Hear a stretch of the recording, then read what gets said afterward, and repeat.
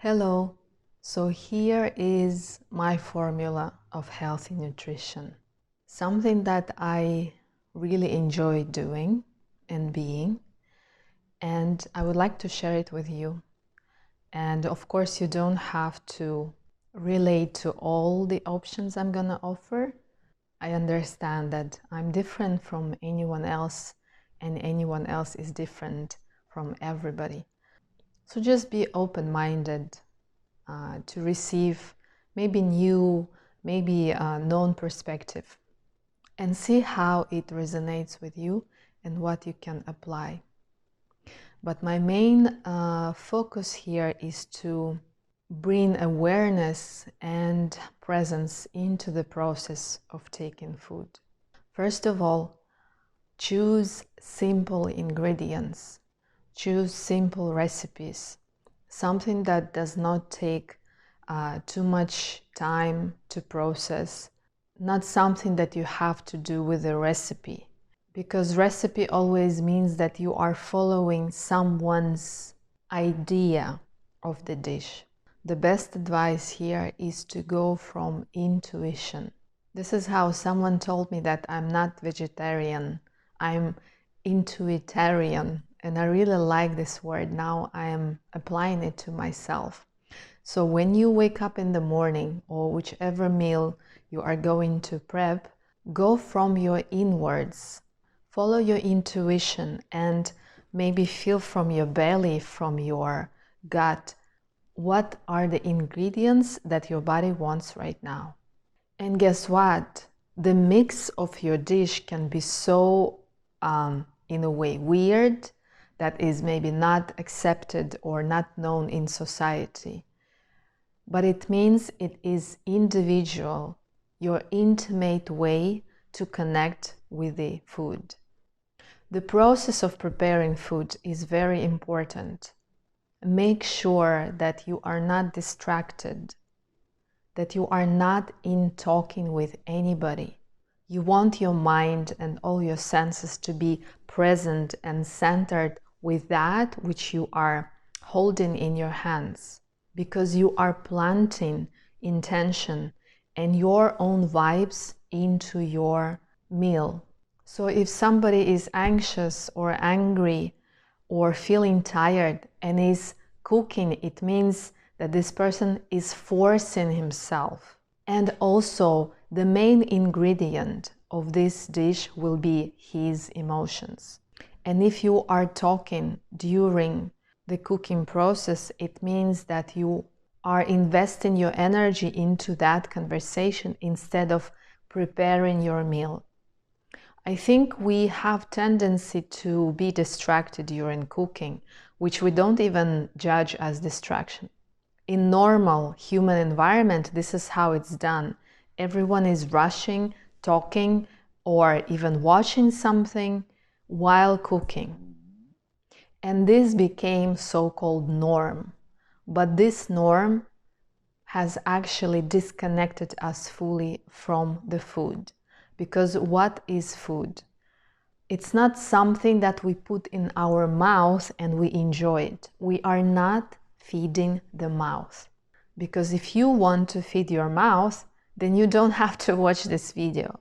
The mouth is always craving, emoting, never feels enough, can't stop when it's time to stop. And the same mouth has a tendency to talk. And I call this verbal diarrhea. So the state of presence and silence will reveal to you your relationship with your own body through this transformative process, because you are transforming your ingredients into something else. So after you have prepared your meal in a very silent, steady, grounded, and slow pace, choose a spot where you want to sit and eat that food.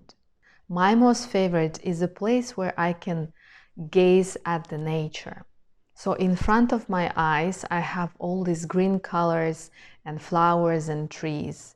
If you have this privilege, go outside and eat in the garden. And today I have this privilege to live in this amazing, beautiful place that is away from all the chaos of the city. But before I moved here, I can give you an example of two places where I lived. One of the places didn't have a garden. I mean, there were trees, but there was nowhere to sit. And because it was a normal street, it would look weird. Though I don't care what people say, but I don't want to be involved in explanation or say hello during my eating process. So in the house, I used to sit in front of the window that was looking into the garden.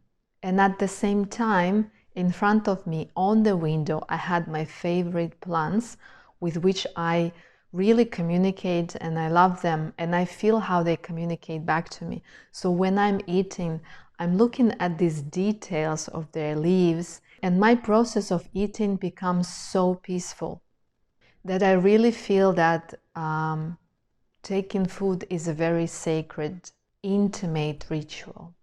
And then I moved to another place, which I specifically chose because of the location. Right behind the house, like you literally open the doors and there is a huge park, I would actually take my plate on a tray and walk and sit on the grass.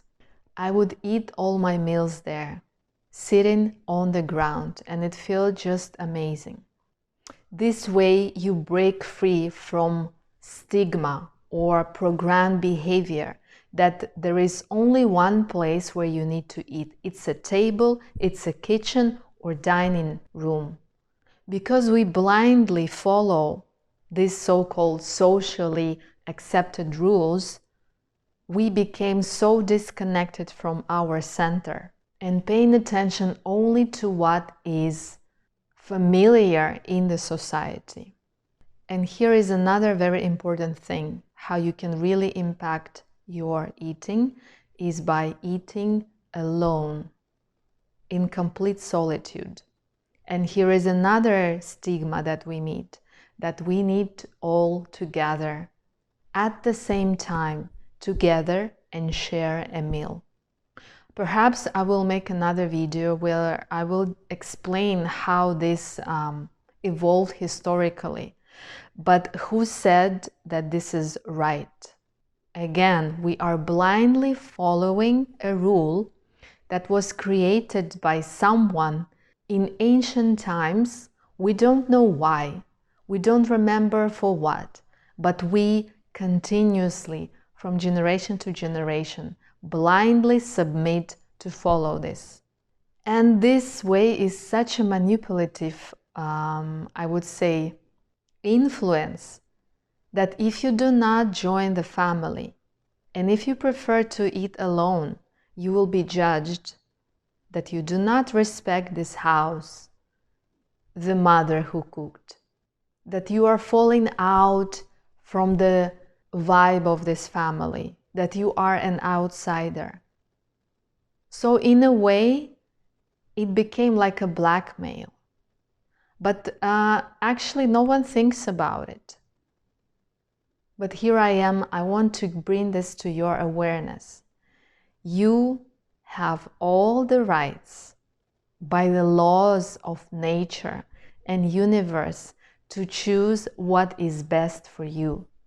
And when you choose what is best for you, by all means, you will never ever harm or offend anyone.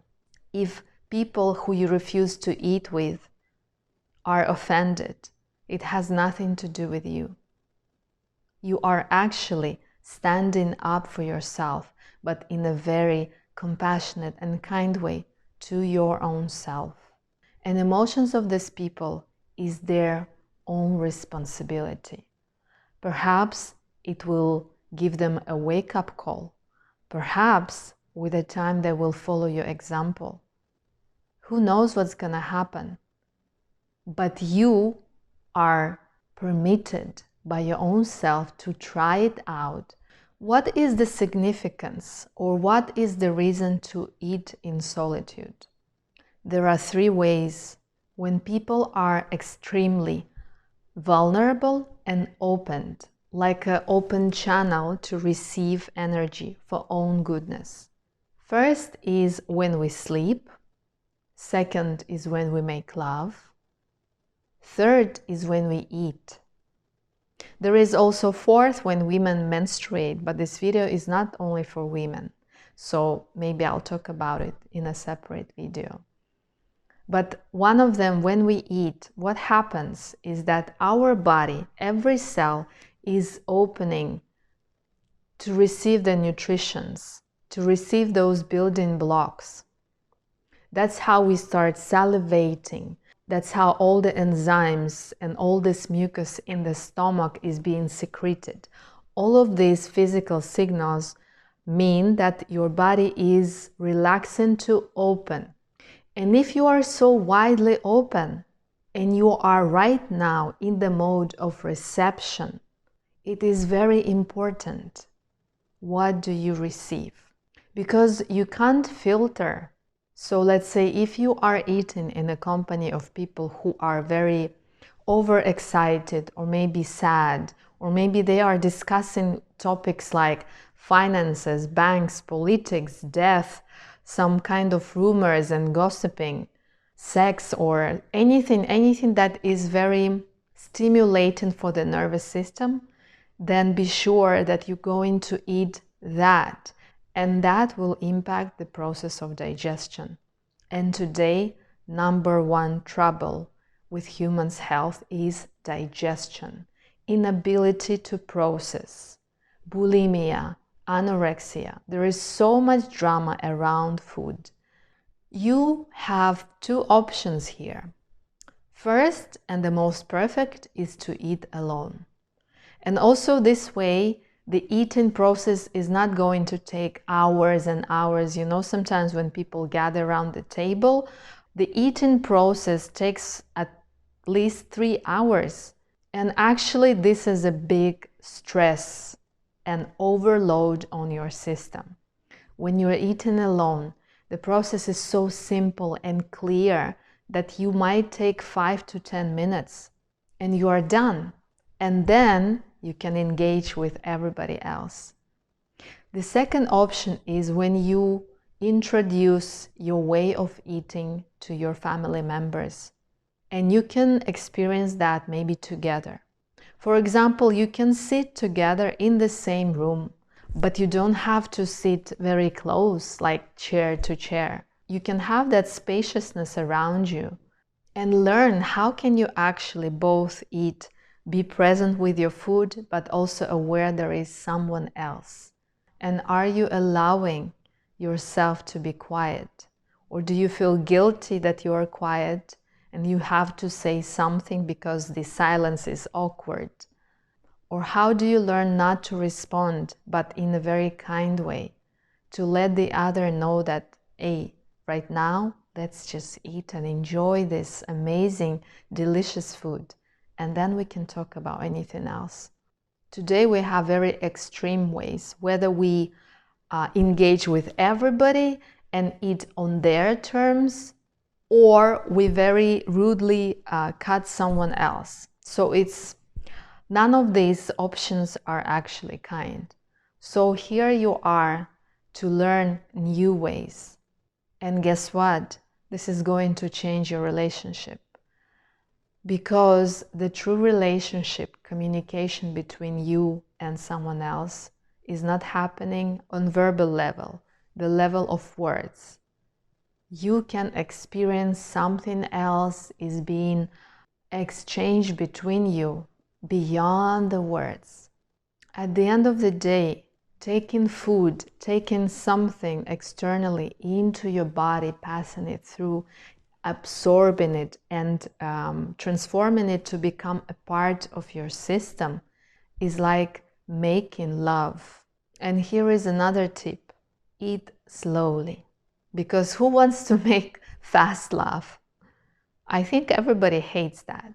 The slower you go, the more pleasure you get. So here is very simple tip.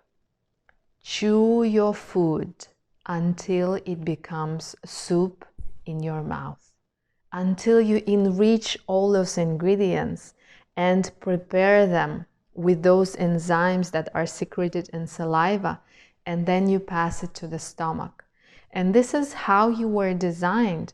This is why you are salivating. I'm actually talking and salivating at the same moment. This is, I love it, it's somatic response. Because when you rush and just swallow chunks of food, you're putting extra pressure to your stomach. The stomach will still digest it, but the question is how. The more relaxed and peaceful is your nutrition and digestion, the more relaxed is your nervous system. The more resistance you have towards the outside negative triggers. And first time when you're going to try chewing your food until it becomes soup in your mouth, you will feel so impatient first, because I remember myself, it's like, oh my God, how long should I chew until it becomes the soup? So again, the mind jumps to judge. And this is how we develop our true positive patience. But also, if you pay attention to what's happening in your mouth, if you are present with that, if you really focus on those flavors that are popping up in your mouth, you will see that your food is becoming much more delicious. Your awareness becomes so high, so clear, that you are not just eating food. You are becoming the whole being who is taking the food, who is taking something more than just these ingredients. And then this awareness will help you to understand when it's enough, because you don't have to finish the whole plate. And this is another imposed attitude we have from childhood. From childhood, we were forced or asked to finish everything that is on the plate, or even sometimes to finish everything that is on a table. Or this idea that there are children or people in the world who are starving, and you must feel guilty that you are not appreciating this food, so that's why you have to finish. So here I am telling you that this is the most violent, manipulative way to force you to do something. First of all, if you finish your whole plate, this is not going to help those people who are hungry in the world. It's a completely stupid idea, really. Second, if you feel that you are full, but you keep forcing this food, this is violence. And it's funny that in the childhood, actually children, toddlers, they know exactly their measure. They know exactly when they don't want to eat or how much they want to eat. And when they are hungry, they will always come and say. So in our childhood, we are completely centered and aware of our internal mechanism. We have 100% of control. But because our parents, God bless them, they only wish good for us. But good in their mind is not good for us, actually. So as we grow and we learn this, inherit this behavior, we numb our natural, innate ability to control our digestion. When is enough? When I'm hungry and when I don't want to eat. So here we are, adults. We eat socially. We eat because someone else is eating. We eat in a time that is socially judged correct time. For example, breakfast at this, lunch at this, and dinner at this. And even this like 3 meals, who said this is right way? It's only because it's convenient. It's convenient to eat together at the same time and finish the whole plate, and then you will be accepted as a grateful member of the family. So today, recover your innate ability to really sense that when you look at your plate and it's maybe half full, but you are full already inside. Allow yourself to push the plate away and you are done. And remember that you cannot actually waste food. Nothing is waste. All these biochemical components eventually will become part of the earth. It's all future compost, and it will go through its own process of fermentation, and it doesn't matter where you throw your food.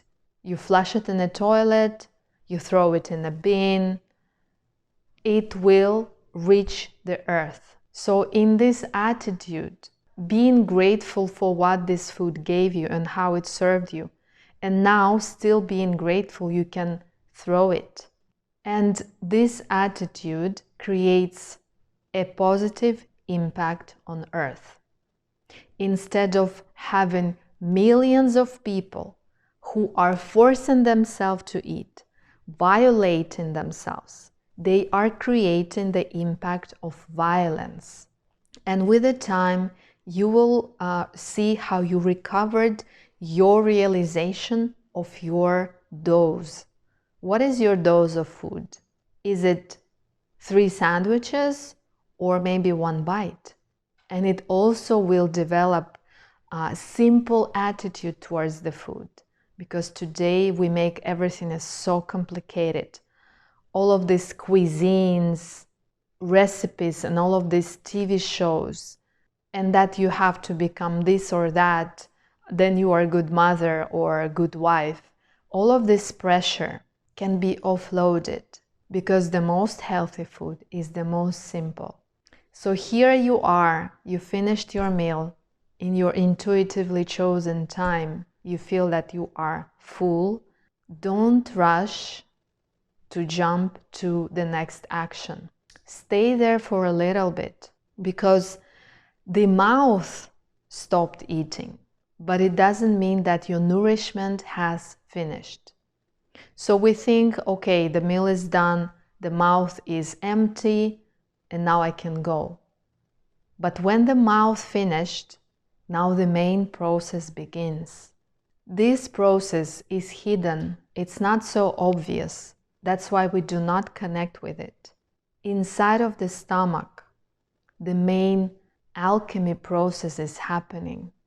Your stomach is fully active, and a lot of energy is being invested to this process. So inside of you, things are really active. There is so much happening. So you can balance that from outside in a way that you become calm and still. So you can sit there maybe for 5 minutes, just connect with your belly and feel what's happening inside. You can place your hands on your belly, on your stomach, and just send love and kindness to your body, and mainly gratitude, because this is magic. We don't think of it as a magic, right? But your body beneath your skin is the place of where magic is happening.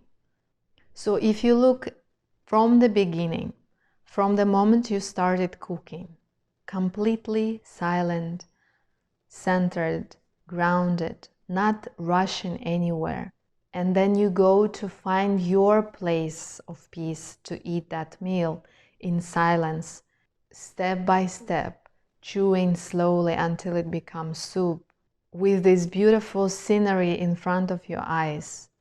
And then you felt when it's enough. And all of this now is being transmitted into the stomach.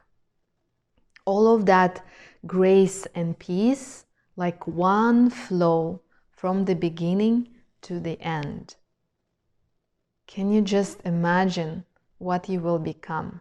And if you are aware a little bit about physiology of human body and anatomy, you don't need to know it in the depth, but you know that digestion affects the work of the brain. And the brain is nervous system. Stressful way of eating and relating to food will create a stressful human. And stressful human needs stressful food. So this is fast food, ingredients that are actually harmful. And I'm gonna make a separate video about what food is really harmful, but we accepted it and we're actually addicted to that. So it's like a loop reaction. The more stressful you are, the more stress you want. This is where all the cravings and addictions come from. I'm not going to tell you that this will solve all the drama in your life, pay your bills. No, you are going to solve all the drama in your life and you are going to pay all your bills. But you, what state are you in? To do all the things you want to do in your life, you need more energy. And stopping relying on the external sources of energy like coffee, I don't know, Red Bull, over-exercising, overdoing, overtasking. Instead, you have your internal resources. They are infinitely powerful, but they have been suppressed and numb because of what you take and how you take. So if there is this very popular saying, you are what you eat, I suggest to continue this phrase. It's not complete. You are what you eat and you are how you eat. You are with who you eat. You are how much you eat. All of this, how, it is the main ingredient of your dish. At the same time, there is no need to go to extremeness. It doesn't mean that now, every day, all day, 100%, this is how you should live your life. It will be another type of violence. So maybe you can apply this formula. If before your dominant way was unconscious way of eating, and sometimes you would treat yourself by such a meal full of awareness and presence. So why don't you reverse it? Let the dominant way of your nutrition be awareness and presence and solitude. And sometimes you can slip into unconscious way. But the funny thing that here you will allow yourself to eat just like others do, but because you choose that, that will not be fully unconscious. You will consciously choose to do that so-called unconscious eating. For example, I had friends visiting me here and staying with me for 2 days and 1 night. Of course, during their stay, I was acting like a normal human being. I didn't demand from them to acknowledge or respect my boundaries, and this is how I am, because it puts too much pressure. You know, people are just visiting for a short period of time. It's temporary. So I allowed myself consciously to enjoy those 2 days. We were eating everything we wanted. We went to restaurant and we were talking during the meal. So it's like I was breaking my own rules. But my attitude towards that wasn't of breaking the rules. It was an exceptional experience that only empowers my own way. So there was no guilt, no regret, pure joy and sharing this time with those friends. And then when they left, of course, my body wants to have that pizza again and something else. It's totally normal. It's okay because I'm a human being. But because I offer all those experiences to myself in a very soft, in a very peaceful way, it's also easy for me to go back to my dominant way. But if this is reoccurring regular events, of course, I'm going to be aware that now it's becoming a pattern. So what you want to avoid is to create a pattern that now controls you. And this is a sign that you lost your awareness and presence. Always ask from inside, is this okay? Is this what my body, what my gut, what my stomach wants? If you are doing that together as one team, Not that team that lives around you, but this is your team.